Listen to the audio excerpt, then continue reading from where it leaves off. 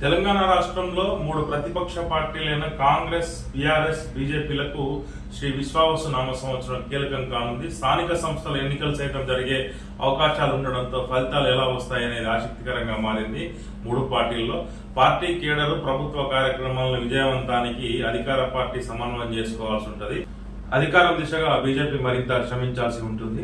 అంతర్గత సమస్యలు 3 ముక్కలాట నుంచి బయటపడటం బీఆర్ఎస్ కు సవాల్గా మారింది. బీజేపీ విషయానికి వచ్చేసరికి 1 అడుగు ముందుకు 2 అడుగులు వెనక్కినట్టుగా రాష్ట్రంలో బీజేపీ పరిస్థితి అయితే ఉంది. ఎంపీ ఎన్నికల్లో అద్భుతమైన సీట్లు సాధించిన ఆ తర్వాత పార్టీ పనితీరు అంతంతగానే కనిపించింది.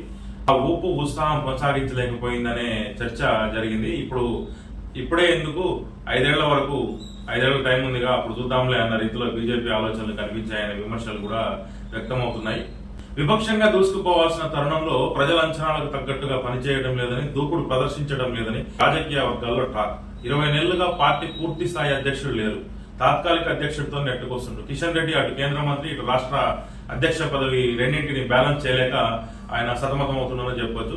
అసెంబ్లీ, పార్లమెంట్ ఎన్నికలు ముగిశాక పార్టీ రాష్ట్ర అధ్యక్షుడిని నియమిస్తారనే ప్రచారం జరిగినా ఇంతవరకు అలాంటి దాఖలాలు కనిపించలేదు. సంస్థాగత ఎన్నికల షెడ్యూల్ లో భాగంగా గత డిసెంబర్ కల్లా అధ్యక్షుడిని ఎన్నుకోవాల్సి ఉంది. కానీ ఇంతవరకు అలాంటి సంకేతాలు అవి కనిపించలేదు. ఈ నెల వచ్చే నెల అంటూ చెప్తున్నారే తప్ప ఇప్పటి వరకు అధ్యక్షుడిని మాత్రం నియమించలేదని చెప్పుకోవాలా. శ్రీ విశ్వావసు నామ సంవత్సరంలోనైనా కొత్త అధ్యక్షుడిని నియమిస్తారా, లేదా ఆ కేడర్లోనే అట్లనే చిన్నగా నడిపిస్తారా, అదే అధ్యక్షుడిని పెట్టనేది ఒక రాజకీయ వర్గాలు అయితే టాక్ నడుస్తుంది. 2 ఎమ్మెల్సీ స్థానాలను గెలిచిన పార్టీ ప్రజా సమస్యల విషయంలో మాత్రం అనుకున్నంత స్థాయిలో పనిచేయలేకపోతుందన్న ఆరోపణలు పార్టీ కేడర్ నుంచే వస్తున్నాయి. రాబోయే శ్రీ విశ్వావసునామ సంవత్సరంలో జరిగే స్థానిక సంస్థల ఎన్నికల్లో గౌరవప్రదమైన స్థానాలను దక్కించుకోవడానికి ఈ బీజేపీ పార్టీ అయితే తీవ్రంగా శ్రమించాల్సి ఉంటుందని అంటున్నారు. అధికారాన్ని కోల్పోయి ప్రతిపక్షానికి పరిమితమైన బీఆర్ఎస్ పార్టీకి తెలుగు సంవత్సరాది ఈ ఏడాది కీలకంగా మారనుందనేది చెప్పుకోవచ్చు. ఇప్పటికే అధికారాన్ని కోల్పోయి దాదాపు 15 నెలలు కావస్తుంది. అయితే అధికారాన్ని ఎందుకు కోల్పోయినాం అనే విషయాన్ని పార్టీ ఇంతవరకు గ్రహించలేదు. ఇకనైనా గ్రహిస్తుంది, దాన్ని సవరించుకుంటుంది అనే నమ్మకాన్ని ఆ పార్టీ కేడర్ కూడా కోల్పోయింది.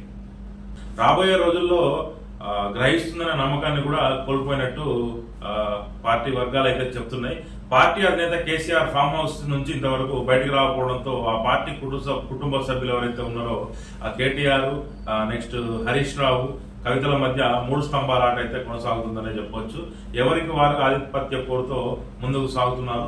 తాము ప్రభుత్వంపై పోరాటం చేస్తున్నామని చెప్పేసి అన్ని వైపుల నుండి సర్కార్ నిర్గాడంలోకి నెడుతున్నామని కేడర్ అనుకుంటున్నా ఆ ముగ్గురులో నేతల్లో ఎవరి వద్దకు వెళ్లాలని, ఎవరి వద్దకు వెళ్తే మిగతా ఇద్దరు ఫీల్ అవుతారని చెప్పేసి ఆ పార్టీ కేడర్ లో ఒక ఆందోళన అయితే కనిపిస్తుంది. అయితే ఈ స్థానిక సంస్థల ఎన్నికల్లో గౌరవప్రదమైన స్థానాలను దక్కించుకోకుంటే మాత్రం ఇక బీఆర్ఎస్ పార్టీ పని అంతేనని చెప్పేసి రాజకీయ విశ్లేషకులు అయితే చెప్తున్నారు.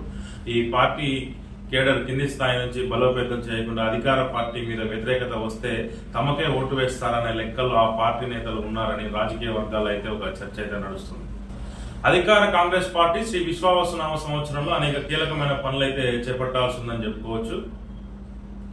అటు పార్టీ పరంగా, ఇటు ప్రభుత్వ పరంగా అనేక లక్ష్యాలు ముందున్నాయి. మంత్రివర్గ విస్తరణ, ఆ తర్వాత పిసిసి కార్యవర్గ విస్తరణ, నెక్స్ట్ ఆ తర్వాత పార్టీ పదవులు, నామినేటెడ్ పదవులు, ఇలా కీలకమైనవి భర్తీ చేయాల్సిన చాలా ఉన్నాయి. వీటిని పార్టీలో కష్టపడ్డ వారికి, మొదటి నుంచి ఉన్న వారికి అవకాశం ఇవ్వాల్సి ఉన్నది. సామాజిక వర్గాలు, జిల్లాల వారీగా అనేక కోణాల్లో పరిశీలించి భర్తీ చేయాల్సి ఉంది. ఆ తర్వాత వరుసలో స్థానిక సంస్థల ఎన్నికల్లో ఆ పార్టీ మెజార్టీ స్థానాల్లో విజయం సాధించాల్సి ఉంది.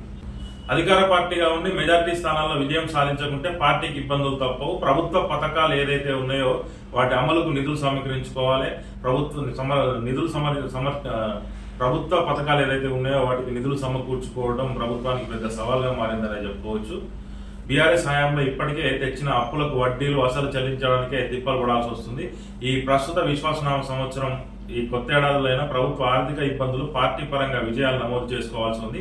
10 సంవత్సరాలకు అధికారంలో లేకపోవడంతో పార్టీ నాయకులు భారీ అంచనాలు, ఆశలు పెట్టుకున్నారని చెప్పొచ్చు. వారందరినీ సంతృప్తి పరచడం అధినాయకులకు తలకు మించిన వ్యవహారంగా మారింది. వీటన్నిటిని సమన్వయం చేసుకుని ప్రతిపక్షాలు ఏవైతే ఉన్నాయో వాటి దుష్ప్రచారాన్ని తిప్పికొడుతూ వాస్తవాలను ప్రజల్లోకి తీసుకువెళ్తూ శ్రీ విశ్వావసునామ సంవత్సరంలో కాంగ్రెస్ పార్టీకి, ప్రభుత్వానికి పెద్ద కత్తి మీద సామే అని చెప్పేసి చెప్పొచ్చు.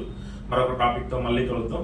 చూస్తూనే ఉండండి వైశాఖ న్యూస్. ఎవరైనా సబ్స్క్రైబ్ చేసుకోకపోతే సబ్స్క్రైబ్ చేసుకోండి. మరిన్ని మంచి వీడియోలతో మేము ముందుకు వస్తూ ఉంటాం ప్రతిరోజు.